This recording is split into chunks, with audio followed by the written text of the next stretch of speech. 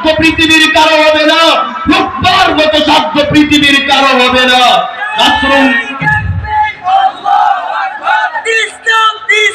Doctor Abu সাহেব রাহিমাহুল্লাহ পর্যন্ত আসেন কোন কিতাবে আম্মা জান আয়েশা সিদ্দিকা রাদিয়াল্লাহু তাআলাকে বিয়ে করার কারণে নাস্তিক মুরতাদদের আপত্তি, তাদের রদ বা জবাব এই সংক্রান্ত কোনো আলোচনা নেই।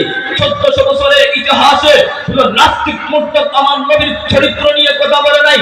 1400 বছর পর যে নাস্তিক মুরতাদগুলো আমার নবীর চরিত্র নিয়ে কথা বলতে চায়, নিশ্চিত আমি বলবো তাদের চরিত্র খারাপ। তাদের চরিত্র খারাপ হওয়ার কারণে আখেরি জামানার নবী সাইয়্যিদুনা হযরত মুহাম্মদ সাল্লাল্লাহু আলাইহি ওয়াসাল্লামের চরিত্র নিয়ে কথা বলে। এজন্য প্রিয় উপস্থিতি, ইসলামী শরঈয়ার মধ্যে এই শাতিমে রাসূলদের শাস্তি কি হতে পারে কুরআনের মধ্যে পরিষ্কার বলা হয়েছে, আইয়ুকাতলু আও ইসাল্লাবু আও তুকাত্তা আইদিহিম ওয়া আরজুলুহুম মিনাল খিলাফ আও ইনফাউ মিনাল আরদ যালিকা লাহুম খিজিয়ুন ফিদ দুনিয়া ওয়া লাহুম ফিল আখিরাতি আযাবুন আযীম। এই আয়াত থেকে বোঝা যায় শাতিমে রাসূলের একমাত্র শাস্তি হলো তাকে হত্যা করা। হাদিসের মধ্যে যান আল্লাহর নবী বলেন, মান সাব্বা নাবিয়ান, যদি কোনো কুলঙ্গার আমার নবীকে গালি দেয়, ফাকুলুহু, তাকে পৃথিবীতে রাখা হবে না। এখানে আমরের শেখা আসছে আল আমরু লিল উজুব হিসেবে। যখনই আপনার সাথে কোনো শাতিমে রাসূলের দেখা হবে, আল আমরু লিল উজুব হিসেবে আপনার দায়িত্ব হলো শাতিমে রাসূলের কল্যাণের সাথে সাথে উড়িয়ে দেওয়া।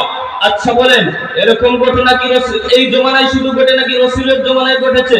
আরে রাসূলের জমানায় এরকম ঘটনা অনেক ঘটেছে। মক্কা বিজয়ের দিন আল্লাহর নবী কি বলেছিলেন? মান দাখালা ফি বাইতিল্লাহ ফাহুয়া আমিন, যে ব্যক্তি কাবা গৃহে প্রবেশ করবে সে নিরাপদ। ওমান দাখালা দার আবি সুফিয়ান ফাহুয়া আমিন, যে ব্যক্তি আবু সুফিয়ানের ঘরে প্রবেশ করবে সে নিরাপদ। যে ব্যক্তি তার নিজের ঘরে প্রবেশ করবে সেও নিরাপদ। ওই সময় আল্লাহর নবী কয়েকজন শাতিমে রাসূলকে মাফ করেন নাই। এর মধ্যে অন্যতম একজন ছিল ইবনু খাতাল। ইমাম বুখারী আলাইহির রাহমাহ সহিহ বুখারীর মধ্যে এনেছেন, ওয়া কানা ইবনু খাতাল মুতাআল্লিকুন বি আসকারিল কাবা। ইবনু খাতাল নামক একটা কুলাঙ্গার ছিল যে আল্লাহর নবীর সম্মান কাটা করত, নবীকে ব্যঙ্গ করে নানা ধরনের কবিতা আবৃত্তি করত। মুতাআল্লিকুন বি আসকারিল কাবা, মক্কা বিজয়ের দিন কাবার গিলাফ করে আস্তিন করে ইবনু খাতাল লটকে আছে। ওই লটকা অবস্থায়, আস্তিন করা অবস্থায় সাহাবায়ে কেরাম ইবনু খাতালকে হত্যা করেছেন। আপনি যদি চারি মাযহাবের ইমামদের কাছে যান, বিল ইত্তিফাক শাতিমে রাসূলের একমাত্র শাস্তি হলো তাকে হত্যা করা। হানাফি মাযহাবের প্রসিদ্ধ কিতাব ফতোয়ায়ে শামী কইলা দেখেন আহলে ইলমদের ইজমা রয়েছে। ওয়াকাল আবু বকর ইবনুল মুনজির আজমা আওয়াম আহলে ইলম আলা মান সাব্বান নবী সাল্লাল্লাহু আলাইহি ওয়াসাল্লাম ইউক্তালু।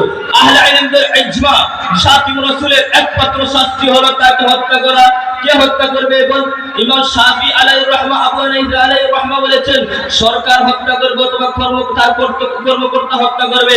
কিন্তু সাথে সাথে এই কথাও লিখেছেন যদি কোনো সাধারণ মানুষ তাকে হত্যা কইরা ফেলে তার উপর কেন কিসাস আসবে না? কেন কিসাস আসবে না? বাদাইউস সানায় নামক একটা কিতাব আছে, ওই কিতাবে লেখা রয়েছে ইন কাতালাহু ইনসানুন ক্বাবলা ইস্তিতাবাতি ইকরাহু লাহু যালিকা ওয়ালা শাইউন, তার উপর কোনো কিসাস আসবে না। কেন কিসাস আসবে না? এজন্য কিসাস আসবে না লিজাওয়ালি ইসমাতিহি বুরুদ্দা, ওই ব্যক্তি মুরতাদ হওয়ার কারণে তার রক্ত প্রথমেই অন্যের উপর হালাল করে নিয়েছে।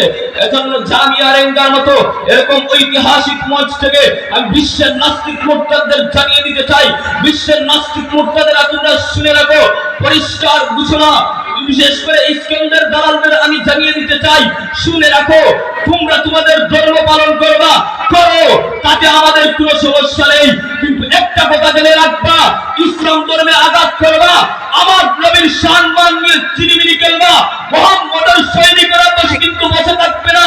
পৌঁছলে আবার বীর খালিদের তলোয়ার গর্জে উঠবে, আবার গর্জে উঠবে মুসা বিন নুসাইরের তলোয়ার, দাপেন্দার খ্যাত রুকনুদ্দিন পাইবার্সের ক্ষিপ্তগতির পরে অর্থশাসনের উপর থাকবে। পালাবার পথ খুঁজে পাবে না, পালাবার পথ খুঁজে পাবে না। বিশ্বের নাস্তিক মুরতাদেরা অপেক্ষা করো, অপেক্ষা করো। ইসলাম সেই দিন বেশি দূরে নয় যেই দিন আমেরিকার ওয়াশিংটনে কালিমার পতাকা পথ করে উড়বে, চীনের রাজপথ নয় তাকবীরের দ্বৈত প্রতিধ্বনিত হবে, দিল্লির লাল কেল্লা আবারও মুসলমান শাসন করবে। রূপবার মতো সাধ্য পৃথিবীর কারো হবে না, রূপবার মতো সাধ্য পৃথিবীর কারো হবে না। আসুন নাসরুম মিনাল্লাহ ওয়া ফাতহুন করিব ওয়া বাশশিরিল মুমিনিন। আসসালামু আলাইকুম ওয়া রাহমাতুল্লাহ।